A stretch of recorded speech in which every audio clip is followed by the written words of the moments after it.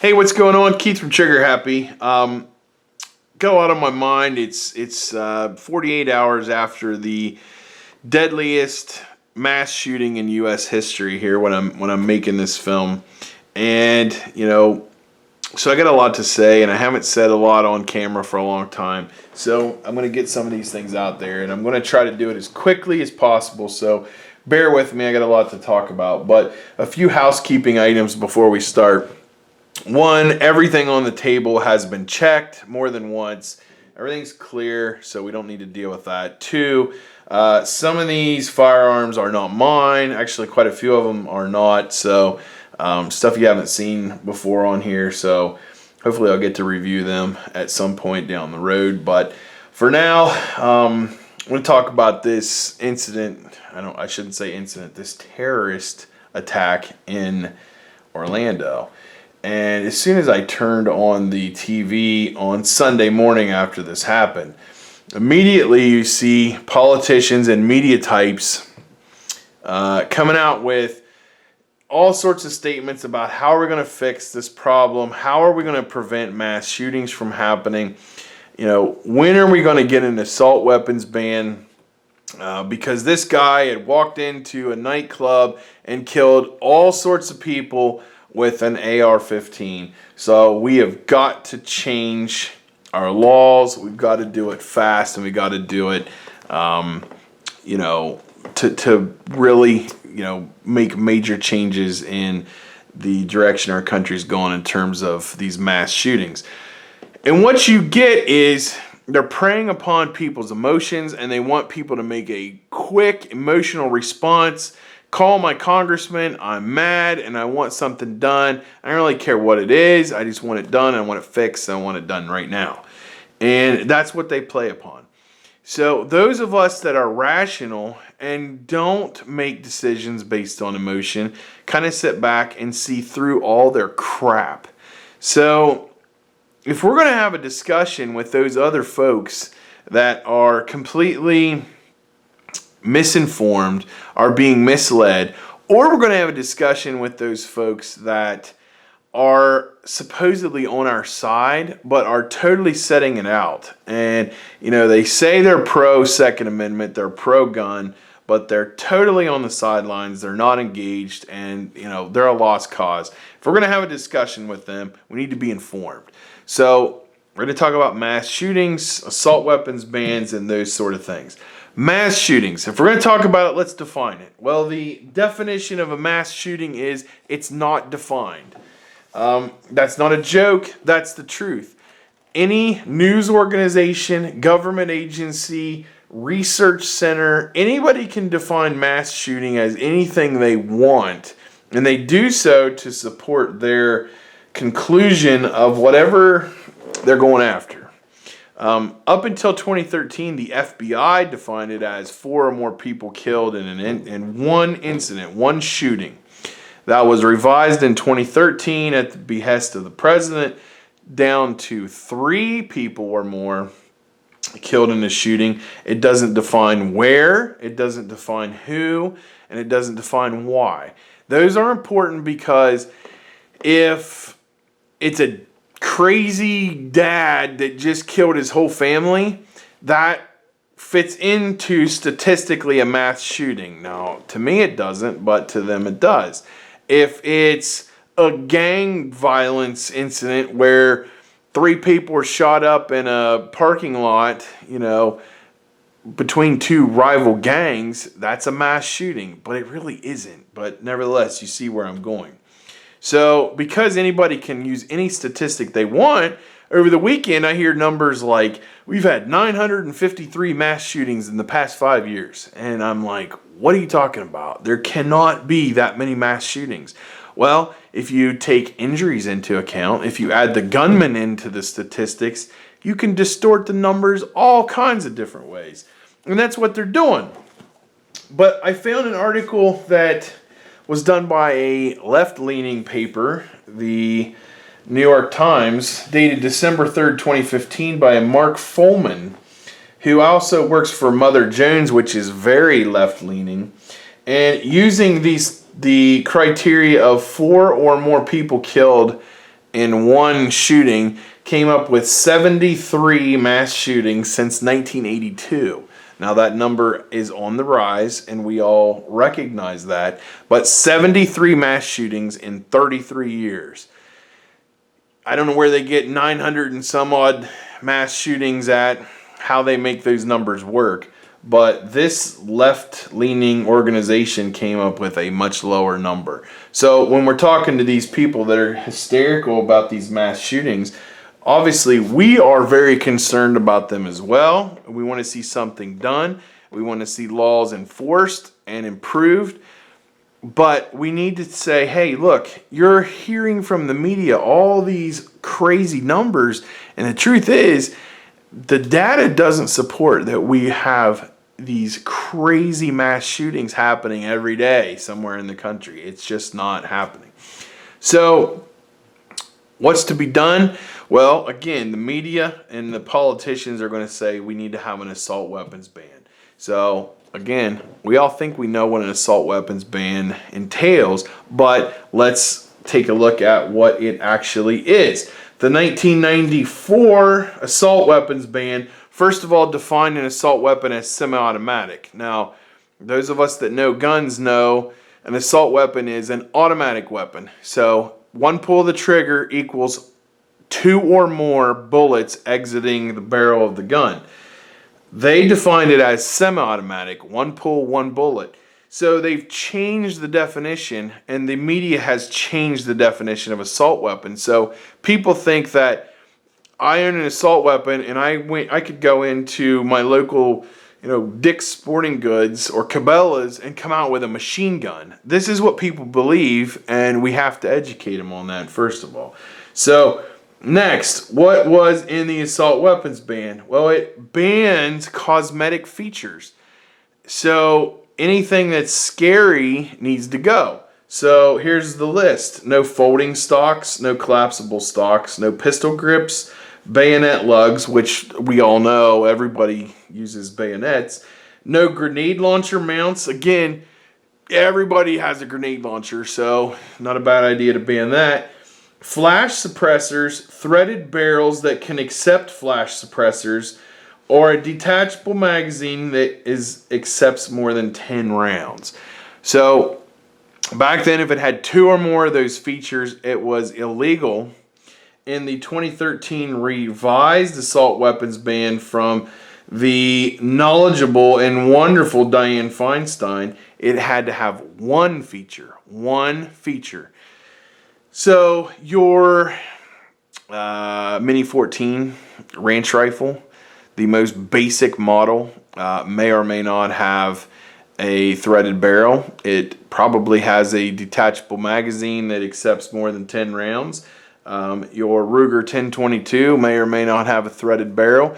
It has a detachable magazine. It may have a collapsible stock. These are basic rifles, basic guns. They know what they're doing. They're throwing all those out. So when you think about, will the assault weapons ban affect me? For that guy that says, I got what I got and it's really not going to affect me. Yeah, it's going to affect you when it takes about 50% of guns off the market and are no longer able to be sold. So for anybody watching this video that doesn't know what an assault rifle is based upon their definition, here we go. Scary, crazy looking gun.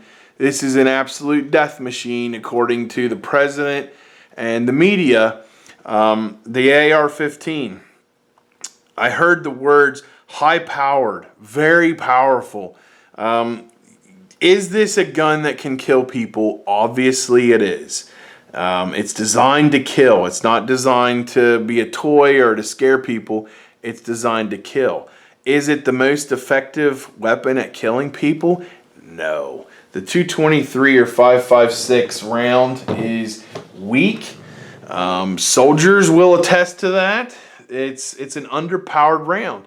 There are hunting rounds that are significantly multiple times more powerful that I can put in a bolt action rifle. Nobody cares about those. So they've again co-opted words and said that's a super powered gun when anybody knows it's really not. That's an assault weapon, okay? Using their definition. That is used for mass murder, all right? Well, what about this gun? Here's a Henry 22 lever action rifle. This can hold, I believe, 14 rounds of 22 long rifle and can be shot rather quickly. This was the assault rifle of the Civil War right here, this style of gun. Using their definition of a mass shooting, a person could kill, say, 14 people with this rifle. Okay? Nobody has this on their list. This is an antique.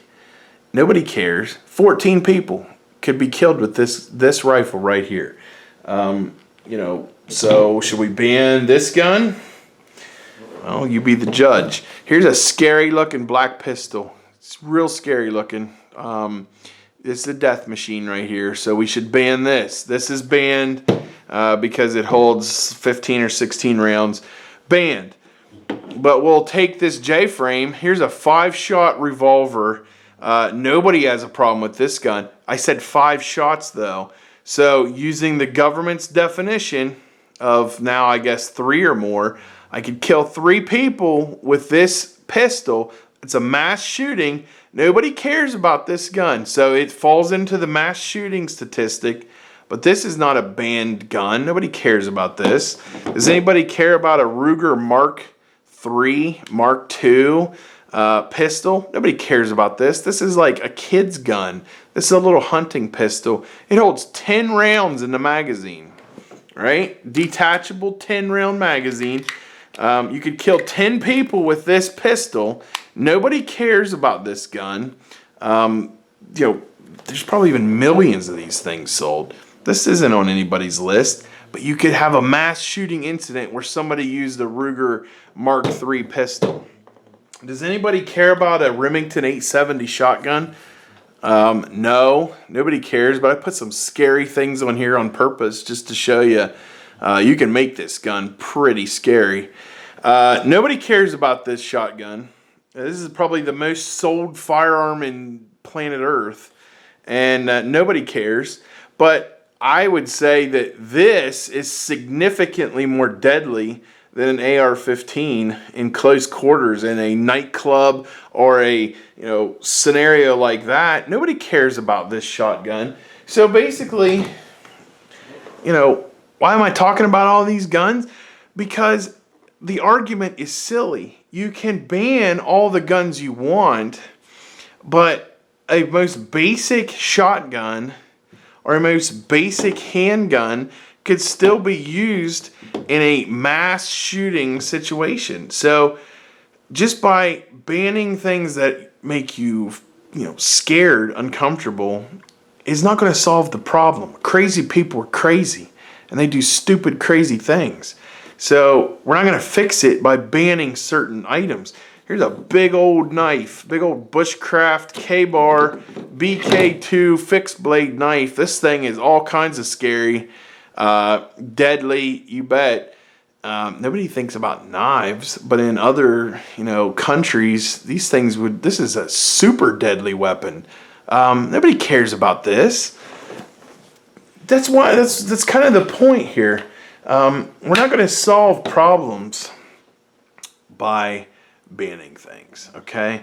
So how are we going to solve these problems? We're going to solve them by engaging people, letting people understand that me carrying this pistol in, a school or a church or, someplace where people think guns aren't supposed to be, this makes people safer. I'm not a bad guy. And 99.999% of people that own a firearm or have a concealed carry permit, we're not bad guys. We're there to protect our family. And if you would let us carry in a lot more places, maybe some of these incidents would go away. So lastly, all right, the last thing I want to get to before I close down here. How are we going to deal with talking to those people that proclaim to be on our side, but they aren't stepping up, and they're the people that say, hey, I'm with you on the Second Amendment, but nobody needs an AR-15. I'm with you on the Second Amendment, but if there's an assault weapons ban, I got all I need, so it doesn't really affect me. The Second Amendment was not written for hunting, sporting, self-defense. The Second Amendment was written to preserve freedom, to preserve liberty. The founders had just fought a nasty war against an oppressive government, and if had the citizen, the average man, not had access to a firearm, we would cease to be the country that we are. So when I hear presidential candidates, when I hear politicians saying we need to keep weapons of war off our streets, one, we don't have weapons of war. I can't go buy an Abrams tank, or I can't buy a drone with all kinds of weapons on it. I don't have an A-10 plane out back.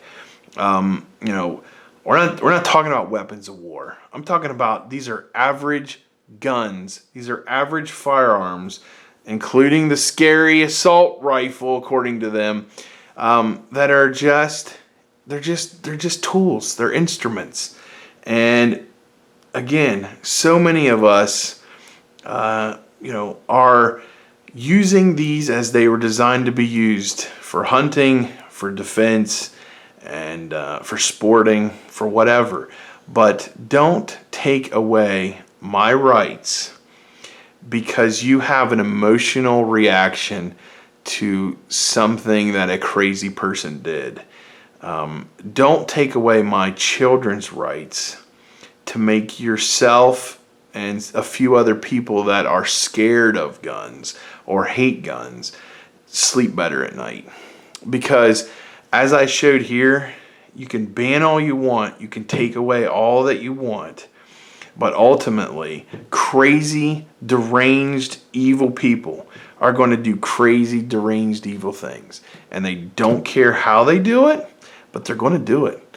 So don't take away my rights because you want to get a few votes coming your way, or you need some donations coming your way, because you are a bad person and you're just as guilty as the person. You want to call me guilty all the time as an NRA or a Second Amendment supporter. The blood's always on my hands. Now, the blood is on your hands when you take away my ability to defend my family. So just some food for thought, some things that are on my mind tonight. So we'll see you next time. Thanks for watching. Again, it's Keith from Trigger Happy. We'll see you.